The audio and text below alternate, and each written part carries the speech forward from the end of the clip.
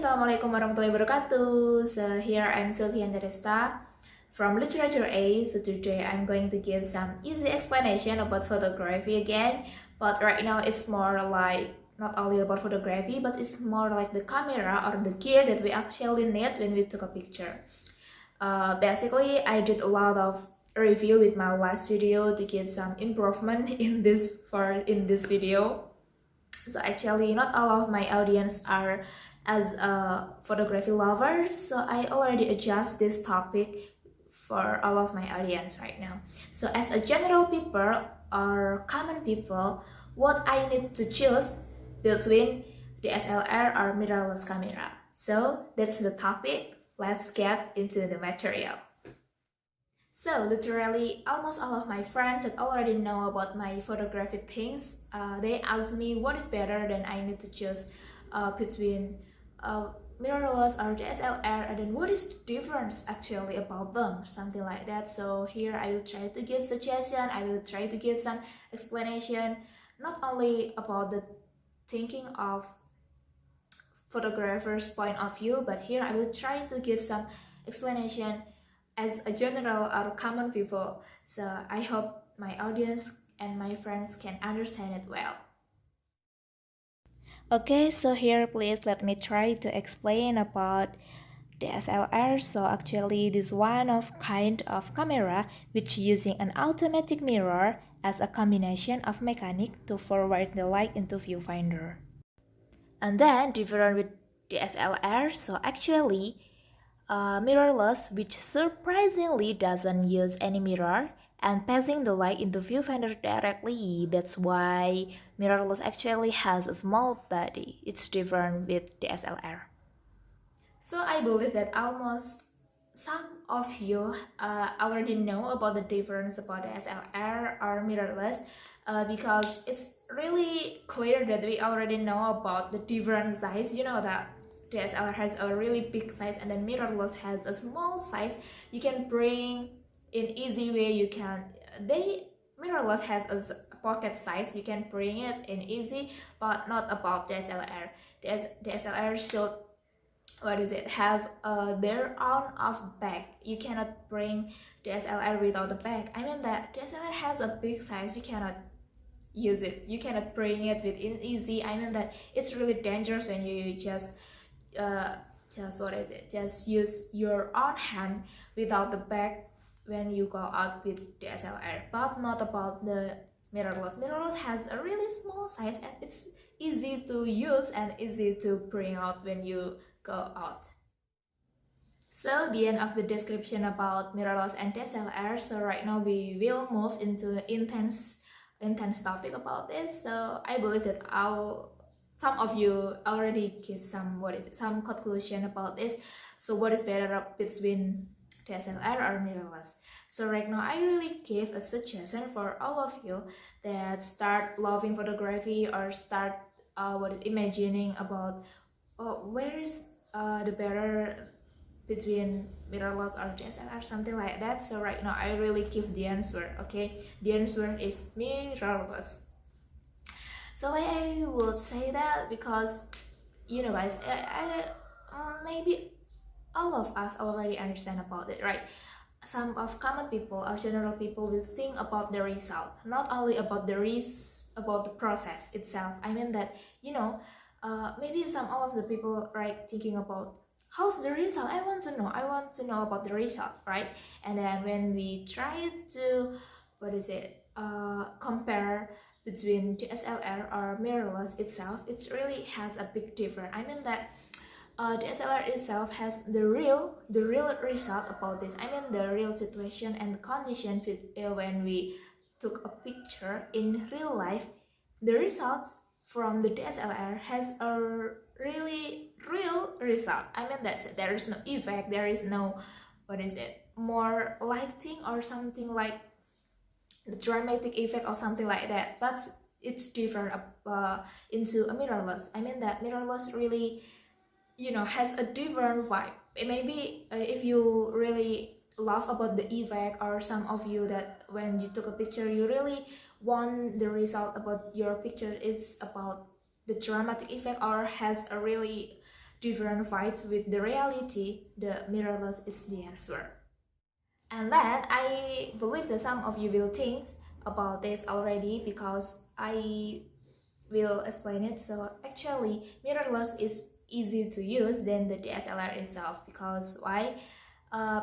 Actually DSLR has many kinds of button, like I explained in my last video before. I believe that all of you will understand it, right?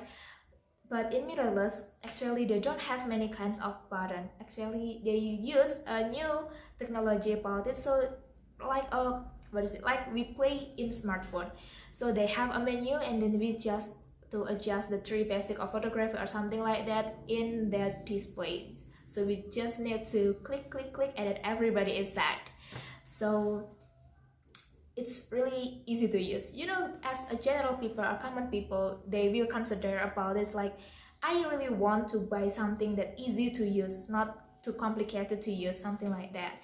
So better than DSLR, mirrorless is really great. I mean that when we try to buy or to consider the thing to buy DSLR, I think they need to study or learn about DSLR first. I mean that what is the button it for, and then how do I change or something like blah blah blah, something like that. But when we need to buy a mirrorless, we just need to buy, and then we can study it in easy. We don't need to learn a lot about this because the automatic display is already nice. I mean that you don't need to choose or adjust the three basic of photography like ISO or shutter speed and aperture, something like that in mirrorless. I mean that the automatic display is already nice. Then so there's no complicated things about mirrorless. So when we try to buy something, or when we already want to study about photography, I mean that as a common people or general people, I really suggest you to buy a mirrorless. So now guys, when some of you that ask me where is the better between DSLR or mirrorless, I cannot say that DSLR is bad or something like that, but actually the answer is of course mirrorless. I really suggest you to buy or try to learn or try to take a picture with mirrorless. You know, mirrorless is easy to use and then has some dramatic effect that really can give a best result to your photo, and then has a pocket size or something like that. Because right now we will try to talk about the result. You know, some of people that really thinks how the result is going out. I mean that the result is bad, the result is good. Only two options about this. Not only thinking about the result, but when we try to thinking about the process, it's really difficult to explain, right? I mean that it's really complicated to understand when we, as a common people or general people that thinks about photography or start trying to learn about photography. But right now when we try to talk in easy way, I mean that some of you will think about the result, right? Not about the process itself. So when we try to talk about this, so of course the answer is mirrorless.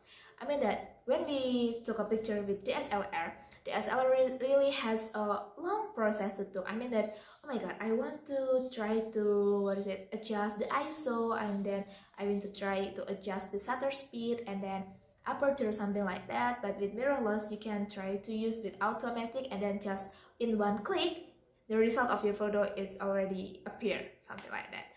But as general people, I will really think about the result itself.